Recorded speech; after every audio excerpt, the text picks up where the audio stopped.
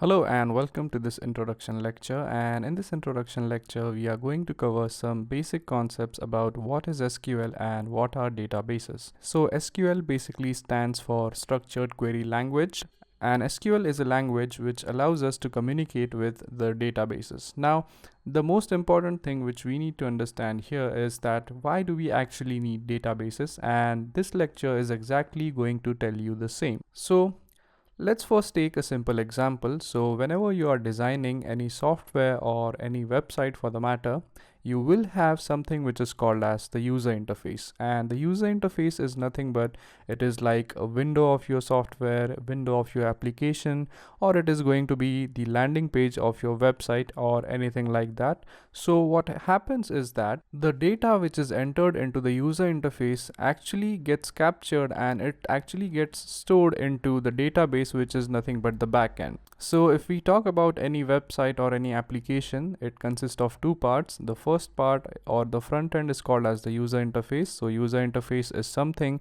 with which the user interacts and which the user is able to look at. And at the back end, we have the database which actually stores the data entered by the user. Now let's take a simple example.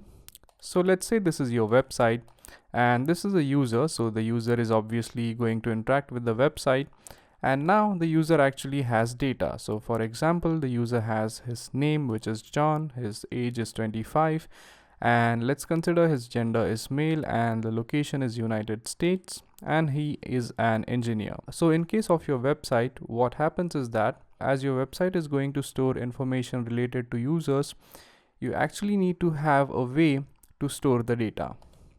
So similar to John, there are multiple other users, and what you need to actually do is that you need to store data related to each and every user.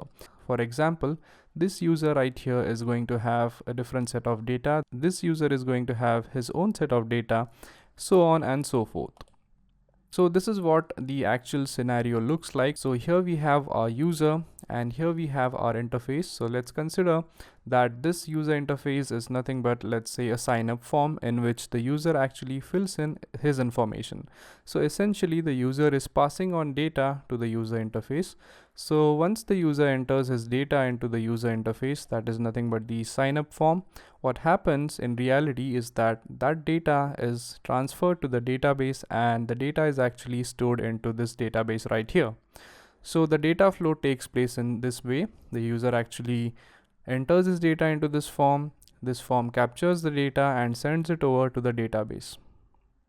Now let's learn how the data is actually stored into the database. So instead of storing the data randomly into the database, what we do here is that we create something which is called as tables, and the data related to a person is actually stored in the form of tables. So here, as we need to save the name, age, gender and location of a person, what we do here is that in database we design a table having the following columns, which is name, age, gender and location, and the information for each and every person is inserted into the database in form of a row. So for example, if you have to find the gender for Chris, so you could find Chris here and you could find gender here and you could identify that Chris is a male.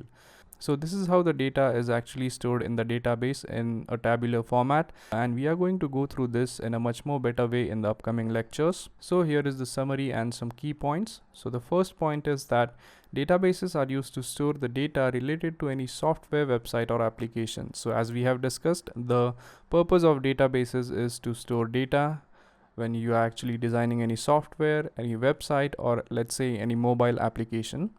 Databases helps us to manage the data efficiently without any issues. So the tabular structure of database actually allows us to store and retrieve data in a much more better way. Data in databases is stored in the form of a table. So basically, instead of randomly saving data, we make certain tables into the database, and then in those tables we actually save in the data.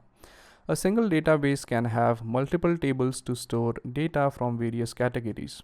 So in case of a database, we could go ahead and create multiple tables to store data related to multiple categories. So for example, as we wanted to store the data related to our website users, we could create a separate table for that.